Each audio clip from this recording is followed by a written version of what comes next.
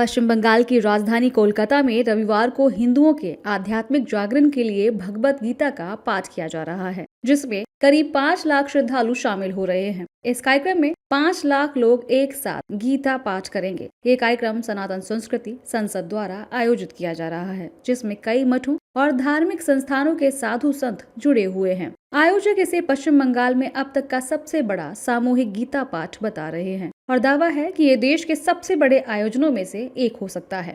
5 लाख लोग एक साथ आ रहे हैं, तो जब हमारी सामूहिक शक्ति होती है, सज्जन जब सम्मिलित होते हैं, तो धर्म की जय जयकार होती है। भगवान ने गीता का गीत गाया ताकि किसी भी परिस्थिति में हम डट के खड़े रह सकें। अपने आंतरिक शत्रु जो हमारे चित्त में काम, क्रोध, लोभ, मोह जो हमें दुर्बल करते हैं, उस पर हम अंकुश कर सकें। हम भारतीय जिस सनातन हिंदू धर्म का पालन करते हैं,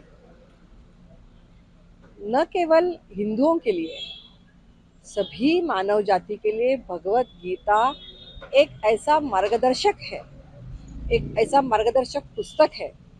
जब भी कभी मन की अवस्था अर्जुन जैसी हो जाती है, भगवान श्री कृष्ण अलग अलग तरीके से अपने मन को कैसे निश्चित किया जाए उसके ऊपर मार्गदर्शन करते हैं। ऐसा मार्गदर्शक करने वाली भगवत गीता हमारे लिए प्रेरणा स्थान और मार्गदर्शक की पुस्तिका है। ममता बनर्जी किसी तरफ नहीं है।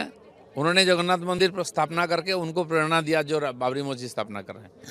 और इस देश में 5000 साल पहले भगवान ने गीता का अध्याय बताया, गीता का प्रवचन किया है और तब से गीता का अध्ययन यहाँ हो रही है। हाँ, बंगाल में आज हिंदू समाज अपने को खतरे में पा रही है, इसीलिए पिछले 3 साल से सामूहिक गीता का पठन हो रही है। 1 लाख था, अभी 5 लाख का टारगेट है, तो बड़े उत्साह के साथ लाखों लोग आ रहे हैं।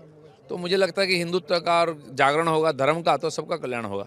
हिस्ट्री कभी रिपीट नहीं होगा बाबरी मस्जिद के लिए, और इसलिए आप देखें कि सब हिंदू लोग, हिंदू समाज लोग, सनातनी लोग एक साथ हुआ है, एक छात के नीचे सब लोग इकट्ठा हुआ है।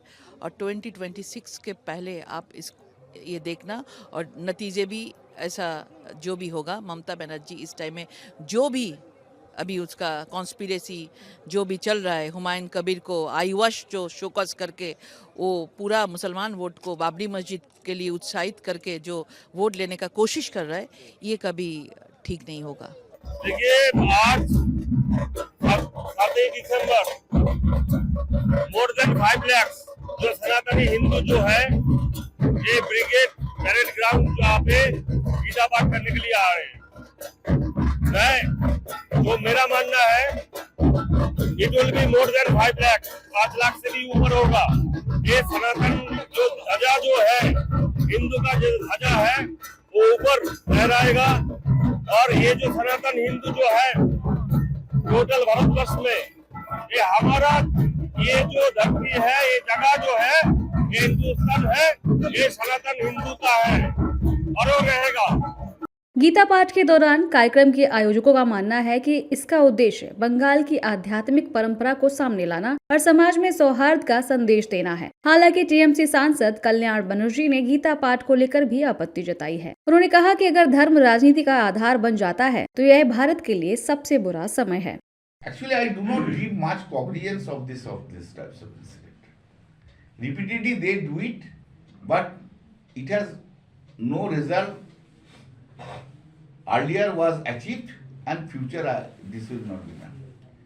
If religion only is the best of the politics, then the very unfortunate days in India has come. Indian democracy depends upon secularism, and the political leader who